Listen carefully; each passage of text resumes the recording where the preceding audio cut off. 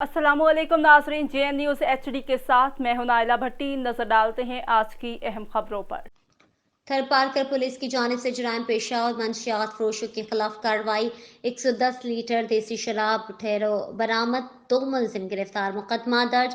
थरपारकर से bureau chief Subhash Kotak, divisional bureau chief और नुमाइंदगान Sindh, SSP Tharparkar जनाब हसन सरदार नियाजी साहब की हिदायत पर जिला भर में जराइम पेशा और मंशियात फरोशों के खिलाफ कार्रवाइयों का सिलसिला जारी है।